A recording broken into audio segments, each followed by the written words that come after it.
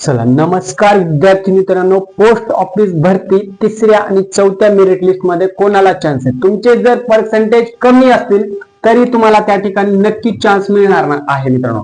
कारण की सध्याची परिस्थिती, सध्याचं जे काही जीडीएस कट ऑफ लागत आहे, मेरिट लिस्ट लागत आहे, त्याच्या अनुषंगाने किती जागा राहिल्या आहेत तर साधारणपणे आता तिसऱ्या मेरिट लिस्ट पर्यंत 5 ते 8 हजारापर्यंत जागा त्या ठिकाणी सर्वत्र ऑल ओव्हर 28,000 जागेपैकी राहिलेल्या आहेत. मग तिसऱ्या आणि चौथ्या मेरिट लिस्टला तुमचं पर्सेंटेज जरी कमी असलं तरी त्या ठिकाणी तुम्हाला चान्स मिळणार आहे. परंतु असं नाही की तुमचं मेरिट लिस्टचा कट ऑफ लागेल 85, तुमचे पर्सेंटेज आहेत 55 किंवा 60, 65, 75, असा एवढा डिफरन्स फरक पडणार नाही मित्रांनो. तिसरी शेवटची मेरिट लिस्ट नाही म्हणता येणार, तिसऱ्या नंतर सुद्धा मेरिट लिस्ट लागण्याच्या दाट शक्यता आहेत. साधारण ते मागच्या अनालिसिस नुसार 1 ते 5 मेरिट लिस्ट पर्यंत लागू शकतात मित्रांनो. तिसरी तर कन्फर्म लागणार आहे आणि लवकरच ती पब्लिश होईल मित्रांनो. म्हणून शेवटची जर सप्लिमेंटरी तिसरीच्या नंतर काही जागा रिकाम्या राहिल्या तर चौथीची 99% चान्सेस आहेत. परंतु पाचवी लागलीच तर सप्लिमेंटरी मे बी लागू शकते, पण ती कुठे लागेल प्रत्येक स्टेट वर डिपेंड आहे. त्या ठिकाणी किती जागा रिकाम्या आहेत त्यानुसार महाराष्ट्र सरकारला जर चौथ्या लिस्ट पर्यंत जागा नाही भरल्या गेल्या तर त्या ठिकाणी पाचवी सुद्धा सप्लिमेंटरी नक्की लागेल मित्रांनो. परंतु या कंडिशन आहेत जर जागा नाही भरल्या तर. आता सगळ्यात महत्वाचा मुद्द्याच्या पॉईंटवरून मित्रांनो, आता तिसऱ्या लिस्ट मध्ये चान्स नेमका कोणाला मिळेल? तिसरी मेरिट लिस्टचा जर सेकंड मेरिट लिस्टचा कट ऑफ पाहिला तर थोडा पहिल्यापेक्षा थोडासा कमी आहे.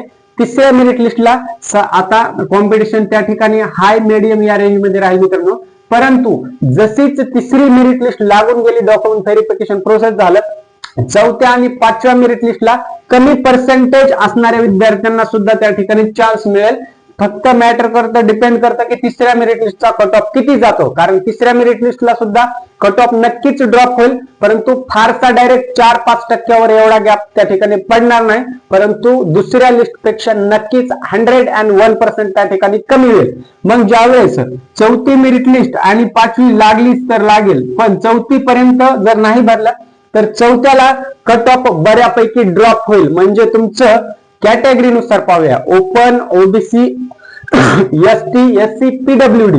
चौथ्या मेरिट लिस्टला ज्यांचं खूपच मार्क किंवा पर्सेंटेज त्याला आपल्याला म्हणता येईल बॉर्डरवर होते, त्यांचं कट ऑफच्या बॉर्डरवर म्हणत आहे, त्यांचे जर बॉर्डरवर असले तरी त्यांना फुल चान्स ह्या चौथ्या मेरिट लिस्ट पर्यंत मिळू शकतो. म्हणून तुमचे किती पर्सेंटेज आहेत ते कमेंट करायचे आहेत, म्हणजे आपल्याला अंदाज बांधता येईल की तुमचं मेरिट लिस्ट मध्ये म्हणजे कितव्या लिस्ट पर्यंत तुमचं नाव लागू शकतं. आणि अजून दुसरे काही प्रश्न असतील ते सुद्धा तुम्ही मांडू शकता कमेंट बॉक्स मध्ये आपल्या. आता सगळ्यात महत्वाचा मुद्दा लक्षात घ्या, लो पर्सेंट यांना कोणत्या लिस्ट मध्ये चान्स? सप्लिमेंटरी लिस्ट पर्यंत लो पर्सेंटेज ज्यांचा आहे त्यांनी सप्लिमेंटरी लिस्ट म्हणजे काय असतं, फायनल लिस्ट असते थोडक्यामध्ये. फायनल लिस्ट जर चौथ्यावरच स्टॉप झाली तर चौथ्या लिस्ट मध्ये कमी पर्सेंटेज वाल्यांना सुद्धा चान्स मिळेल. परंतु एक लक्षात घ्या, मी परत तुम्हाला सांगत आहे की कमी पर्सेंटेज मध्ये फार गॅप असायला नको. एक 3-4% ने ड्रॉप आउट फायनल लिस्ट पर्यंत नक्की 101% त्या ठिकाणी होतो. म्हणून जरी तिसऱ्या मेरिट लिस्ट मध्ये ज्यांचे बॉर्डरवरती मार्क आहेत, कट ऑफच्या म्हणत आहे, त्यांना चौथ्या मेरिट लिस्टला फुल त्या ठिकाणी चान्स मिळणार आहे. आणि जर सप्लिमेंटरी लागली तर आणखी स्ट्रॉंग चान्स सप्लिमेंटरी लिस्ट पर्यंत आहे. म्हणजे कमी पर्सेंटेज, मीडियम आणि स्ट्रॉंग पर्सेंटेज यांना इथून पुढच्या तिसऱ्या, चौथ्या आणि पाचव्या मेरिट लिस्ट पर्यंत चांगल्या बऱ्यापैकी स्ट्रॉंग चान्स या ठिकाणी मिळणार आहे मित्रांनो, लक्षात घ्या. त्याच्यानंतर जर तुम्ही पाहिलं, दुसऱ्या मेरिट लिस्ट लागल्याच्या नंतर 5 ते 8 हजार जागा राहिल्या होत्या साधारणपणे. आता 1 ते 3 हजार जागा त्या ठिकाणी तिसऱ्या मेरिट लिस्ट लागायच्या अगोदर शिल्लक आहेत. एक अंदाजित हा अनालिसिस डाटा आहे मित्रांनो. याच्यापैकी आता समजा तिसऱ्या मेरिट लिस्टला 2 ते 2.5 हजार या ठिकाणी जागा भरल्या गेल्या तर राहतील फक्त 500 जागा, बरोबर. म्हणजे अंदाज आहे हा, फक्त 500 ते 1000 प्लस मायनस थोड्या इकडे तिकडे जागा होऊ शकतात. तर त्या उर्वरित जागा 500 किंवा 1000 ह्या चौथ्या आणि पाचव्या मेरिट लिस्टला या ठिकाणी सगळ्या वॅकन्सी पूर्णपणे फुलफिल होतील आणि जीडीएस मेरिट लिस्ट येणं त्या ठिकाणी थांबेल. म्हणून जोपर्यंत तुमच्या मेरिट लिस्ट येत आहे तोपर्यंत तुम्हाला त्या ठिकाणी फुल चान्स आहे. आणि या ठिकाणी एक अजून आनंदाची गोष्ट अशी असणार आहे, जशी जशी मेरिट लिस्ट तुमची लागेल, जसं की तिसरी झालं की चौथी, पाचवी, सप्लिमेंटरी, ह्या ज्या लिस्ट लागतील त्या ठिकाणी कट ऑफ कमी कमी होत राहील आणि कमी पर्सेंटेज वाले तसेच जे बॉर्डरवर पर्सेंटेज आहे स्टुडंटच्या कट ऑफच्या, त्यांना सुद्धा या ठिकाणी चान्स मिळणार आहे मित्रांनो. आता सगळ्यात महत्वाचा मुद्दा बघूया, कट ऑफ कमी झाला तर किती होईल शेवटपर्यंत, म्हणजे चौथ्या किंवा पाचव्या लिस्ट पर्यंत कट ऑफ किती कमी होऊ शकतो. त्यासाठी आपल्याला कॅटेगरीनुसार पाहावं लागेल मित्रांनो.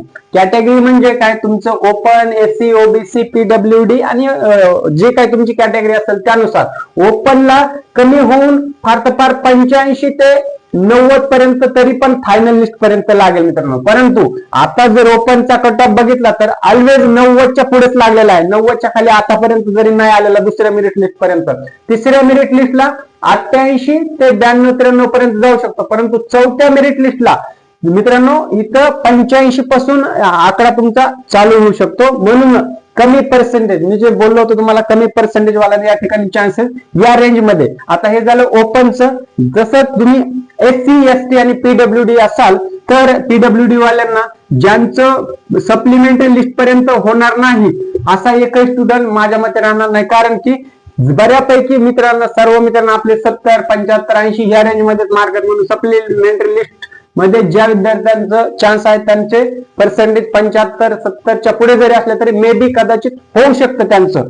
आणि एससी आणि एसटीचं जर पाहायला गेलं तर त्या ठिकाणी 80 ते 90च्या रेंज मध्ये जे काही विद्यार्थी आहेत ते सर्व ऑल ओव्हर शेवटच्या लिस्ट पर्यंत त्यांना नक्की चान्स आहे. म्हणजे शेवटच्या लिस्ट पर्यंत त्यांना स्ट्रॉंग त्या ठिकाणी चान्स मिळणार आहे. कारण की सप्लिमेंटरी जर लिस्ट लागली, चौथ्यावर जर क्लोज झालं तर पुढे सप्लिमेंटरी लिस्ट लागणार नाही. परंतु चौथ्याच्या नंतर जरी 50-100 जरी जागा त्या ठिकाणी शिल्लक राहिल्या तरी सप्लिमेंटरी लिस्ट लागेल. मग त्या सप्लिमेंटरी लिस्टचा फायदा काय असतो की जे विद्यार्थी जॉईन करत नाहीत किंवा बरेच वेगवेगळे कारण डीव्ही मध्ये आउट होतात ते जॉईनच करत नाही, तर मग सप्लिमेंटरी या ठिकाणी लिस्ट लागत असतं. त्या ठिकाणी 500 ते 1000 जागा पर्यंत त्या ठिकाणी रिकामे राहू शकतात. म्हणून जीडीएसचं जे काही रूल आहे त्यानुसार काय करतं, सप्लिमेंटरी लिस्ट मध्ये ऑल ओव्हर जे कॅन्डिडेट राहिलेले आहेत त्यांना घेऊन टाकतं. परंतु किती विद्यार्थ्यांना ज्यांचं की कट ऑफ त्या रेंज मध्ये आहे आणि